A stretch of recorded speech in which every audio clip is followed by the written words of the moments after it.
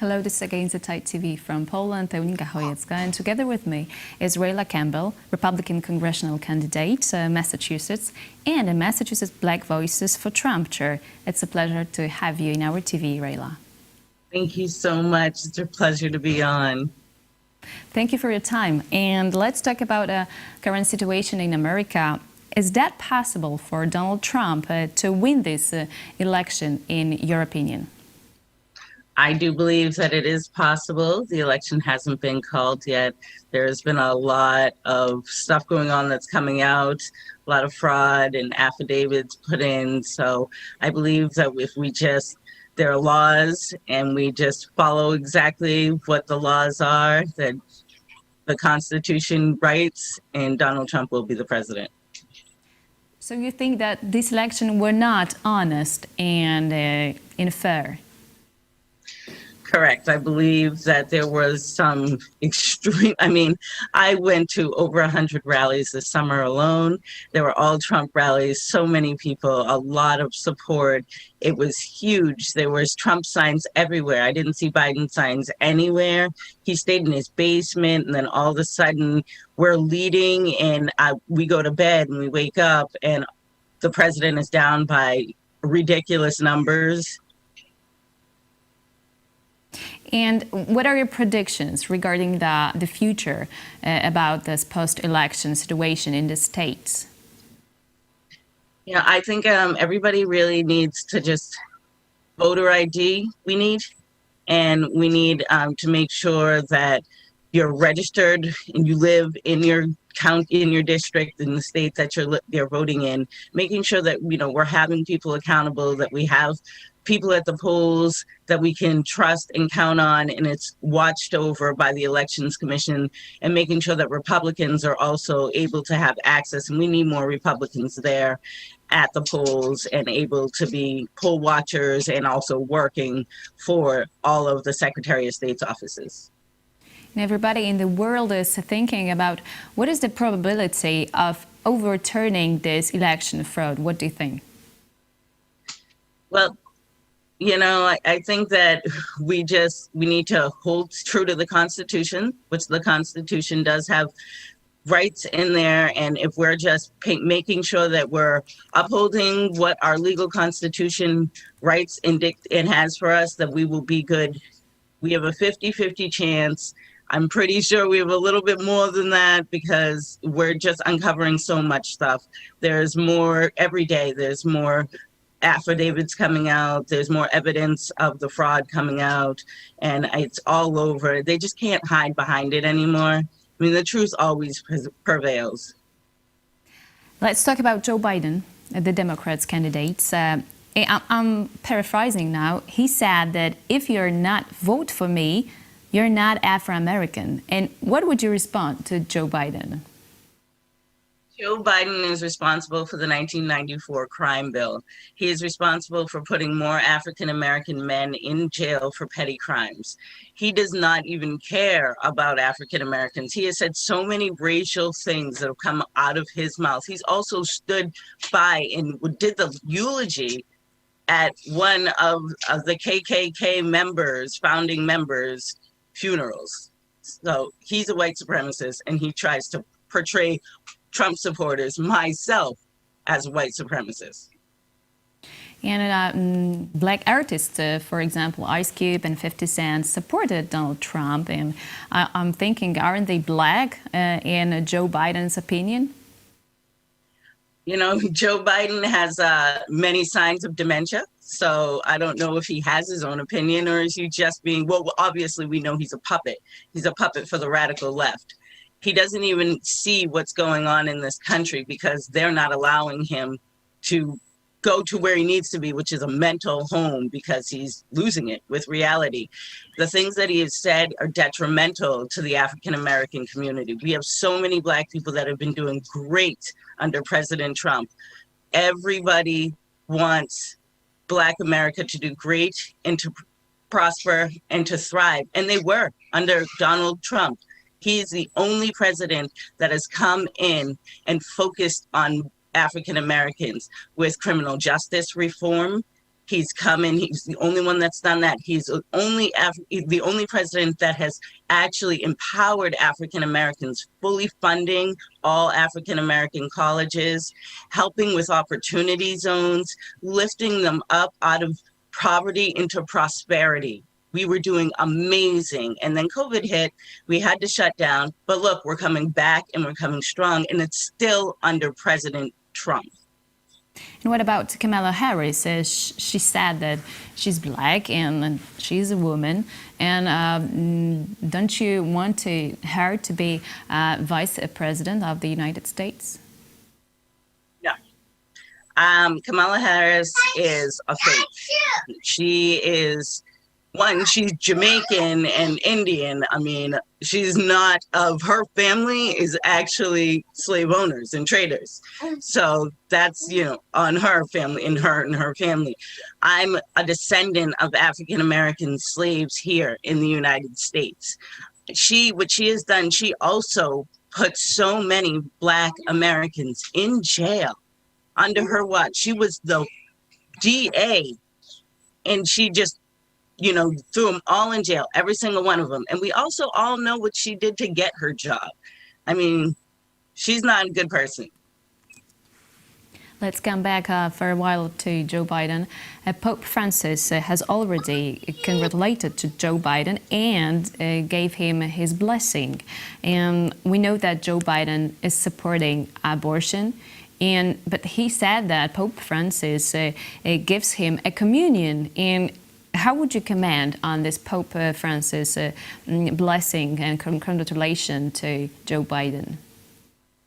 I'm completely not a big fan of the current Pope. I believe that he is not following through with what the Bible teaches us and what Jesus has taught us.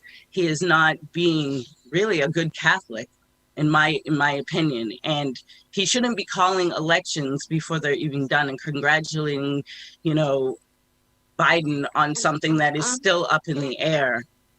And it's really heartbreaking to see all of the things that this Pope has actually done under the Catholic name. Let's move to the DC, because you were participating in this a huge march for Trump. And I've heard that 2 million people participated in this huge rally. Why did you do that? Why did you participate in March for Trump? This was a historic event, and I support this president so much. I've been a supporter of Donald Trump since before he actually decided to run for president. I always idolized him. I thought he was an incredible businessman. He was just really strong, and I want to show him how much I support him now. And I thought it was important to show my children that you go up and you stand and you fight for what is right and what we believe in and what is true. I love my country. My president loves the country. And I think it's really important to stand up for our traditions, our values, American way. That was how my campaign was run. And that's how Donald Trump has been running this country. Can you tell us more about the attacks on the Trump supporters during this march?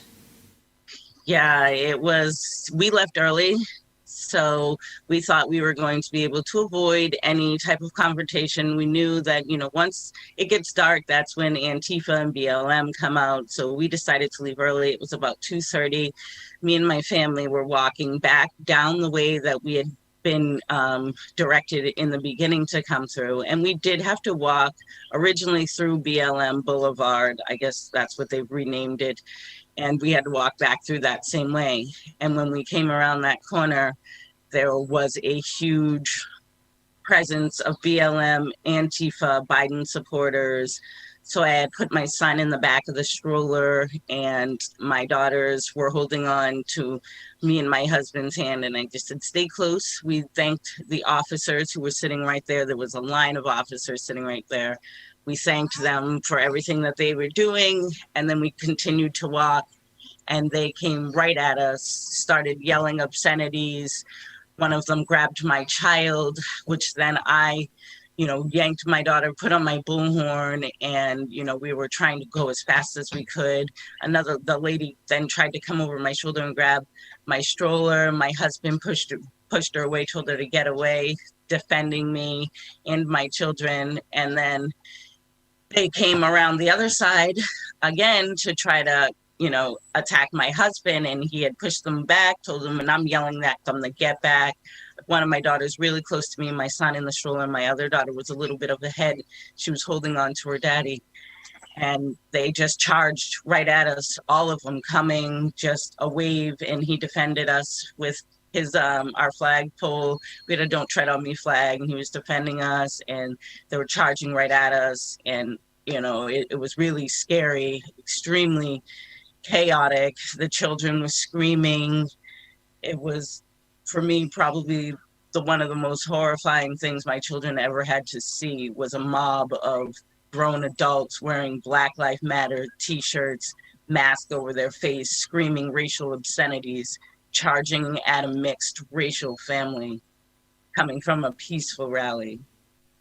But Rayla, in Poland, many people think that BLM, Black Lives Matter, they really fight for Afro-American rights and for their lives. And you are a woman, an Afro-American woman. Is that really true, that BLM fight for Black lives and Black rights? That is 100% false. BLM is a Marxist group. They attack Black people. They destroy the African-American communities. They're responsible for all of the vandalism and the riots that happened throughout this summer. They are anti-God, anti-family, anti-religion, anti-country.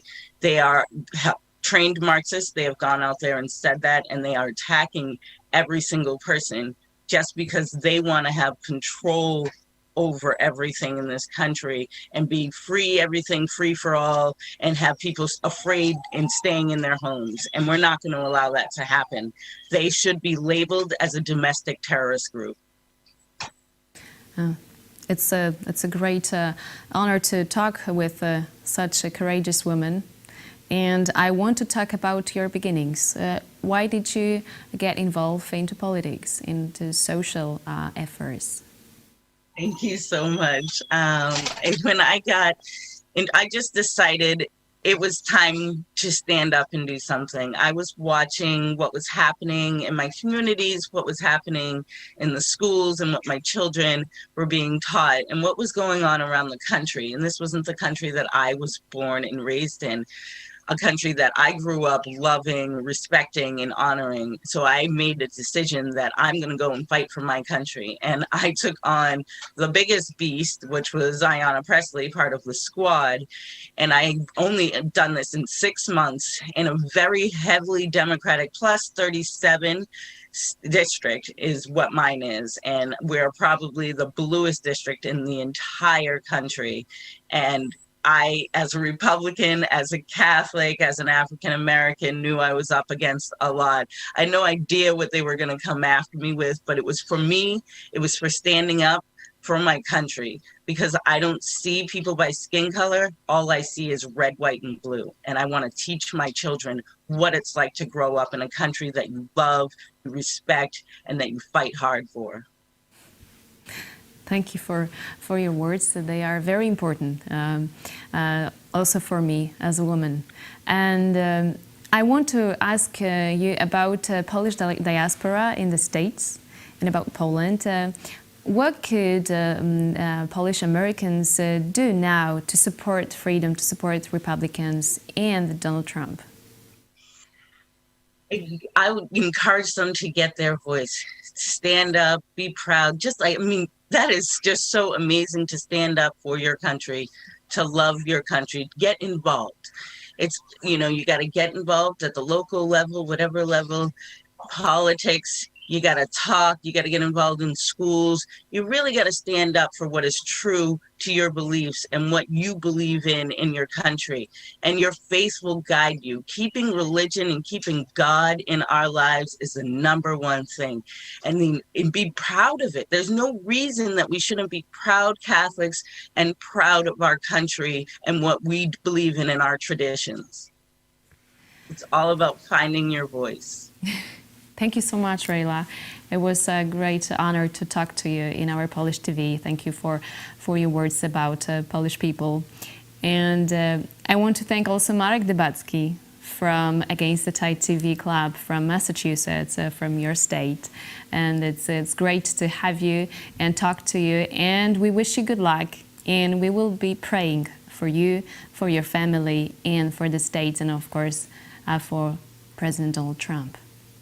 Thank you so much. It has been an honor to be on with you. I am running for 2022. So my website is up. It's raylaforcongress.com. That's RAYLAFOR Congress.com. You can also follow me on Facebook and Twitter at Rayla Campbell for Congress. It has been amazing. Thank you so much. God bless you. And I'm so honored to have been a part of your show. Thank you so much. It was Rayla Campbell, Republican congressional candidate, Massachusetts. It was Against the Tide TV. See you soon.